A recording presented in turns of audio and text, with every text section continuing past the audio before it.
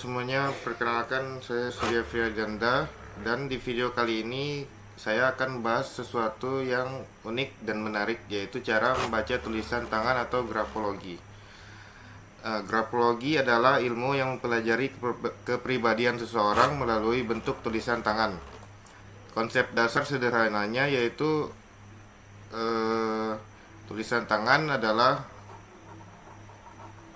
mencerminkan apa yang seseorang pikirkan. Nah, artinya tulisan tangan adalah cerminan dari cara otak dan bawah sadar kita bekerja. Grafologi ini sudah ada sejak abad ke-17. Tokoh awalnya yaitu Camillo Baldi dari Italia yang menulis buku How to Recognize from a Letter the Nature and Quality of a Writer.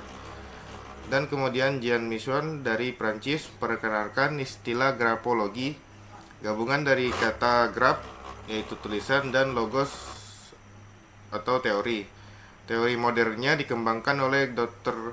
Ludwig Klages dari Jerman yang menyebut bahwa tulisan tangan merupakan brainwriting, hasil ekspresi sistem dari saraf otak melalui gerakan tangan.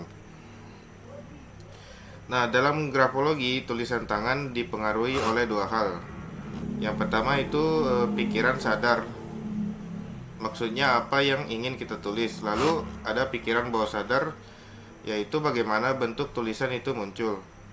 Oleh karena itu, tulisan tangan bisa menjadi jendela untuk melihat karakter, kebiasaan, bahkan kondisi emosional seseorang.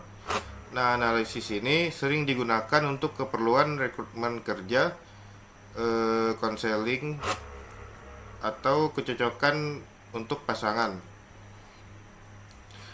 Lalu selanjutnya kita akan membahas beberapa elemen penting yang bisa dianalisis dari tulisan tangan menurut Arifin AGC di dalam modul minggu ini. Yang pertama itu ada margin atau batas tulisan. Margin kiri dan kanan menggambarkan hubungan seseorang dengan masa lalu dan masa depan. Margin kiri yang sempit itu cenderung terikat dengan masa lalu, mungkin butuh dukungan keluarga dan agak tertutup. Lalu margin kiri lebar itu suka hal baru, berani keluar dari kebiasaan lama, dan bisa beradaptasi. Lalu untuk margin kanan sempit itu berarti orangnya yaitu aktif, punya keyakinan yang kuat, dan berani menghadapi tantangan. Lalu untuk margin kanan lebar itu orangnya adalah cenderung takut dengan hal baru dan kurang percaya kepada orang lain.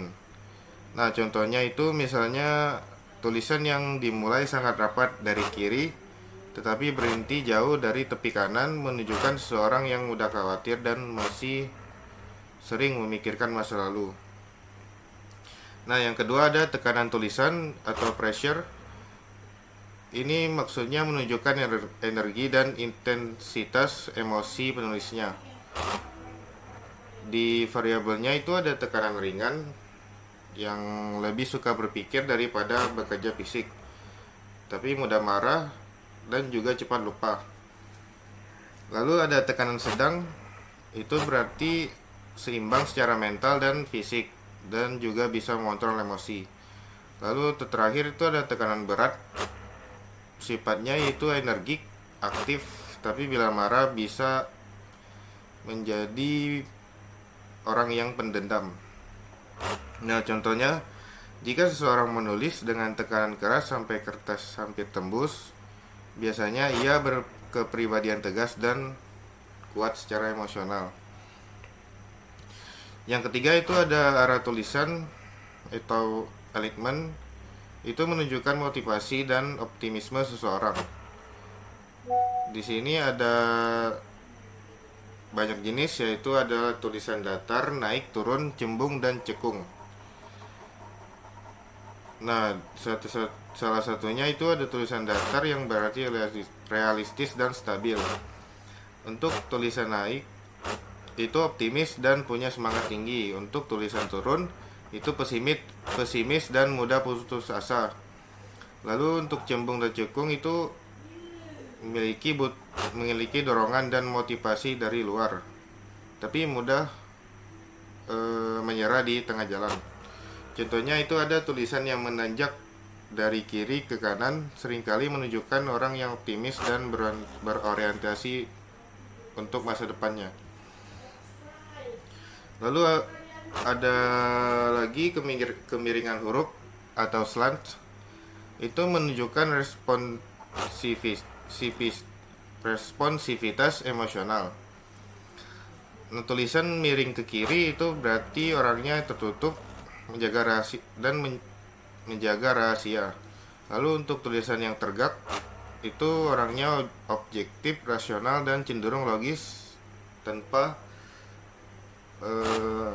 mengedepankan emosi. Lalu untuk selanjutnya itu ada sedikit miring ke kanan. Sifatnya itu seimbang antara logika dan perasaan, ekspresif tapi terkendali. Contohnya tulisan akuntan atau ilmuwan yang biasanya cenderung tegak dan stabil karena menuntut objektivitas. Selanjutnya itu ada ukuran huruf. Nah, ukuran huruf ini menunjukkan fokus, perhatian, dan kepercayaan diri. Ukuran kecil berarti itu orangnya ya fokus, suka bekerja sendiri, dan pendiam. Ukuran huruf sedang itu berarti seimbang antara pribadi dan sosial. Ukuran huruf besar berarti itu percaya diri tinggi dan senang tampil di depan umum. Contohnya, pemimpin atau pembicara publik yang biasanya menulis dengan huruf besar dan jelas karena ingin dilihat dan diakui. Dan yang terakhir itu ada tanda tangan. Nah, tanda tangan ini menggambarkan cara seseorang menampilkan dirinya di depan publik, namun keasliannya lebih rendah daripada tulisan biasa karena sering direkayasa. Beberapa tipe tanda tangan itu umumnya ada 4. Yang pertama itu lebih kecil dari teks, itu menandakan orangnya rendah diri, cenderung menarik diri, dan tidak percaya diri. Lalu yang kedua itu ada lingkaran pelindung, merasa takut dan butuh perlindungan. Yang ketiga itu yang ada garis bawah tegas, menandakan seseorang itu bahwa dia percaya diri dan otoriter. Nah, untuk tanda tangan yang tidak terbaca itu berarti orangnya tidak percaya pada diri atau orang lain dan sangat ingin menjaga privasi.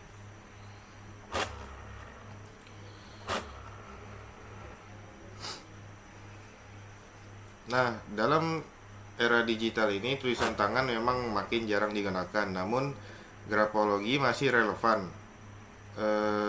Kebutuhannya misalnya untuk psikotes dan HR rekrutmen. Lalu untuk konseling pendidikan dan karir, forensik dokumen dan kriminalitas, dan self awareness dan pengembangan diri. Kesimpulannya, grafologi bukan sekadar untuk membaca tulisan, tapi membaca kepribadian. Tulisan tangan kita itu menyimpan cerita tentang masa lalu, cara berpikir, hingga potensi masa depan. Jadi, mari kita berpikir dan melihat tulisan tangan kita sendiri. Apakah cenderung miring, kecil, besar, rata, atau menanjak? Karena mungkin dari tulisan itu kita bisa mengenal siapa diri kita sebenarnya. Baik, mungkin itu saja kesimpulan dari saya. Dan saya akhiri video ini. Sekian, terima kasih.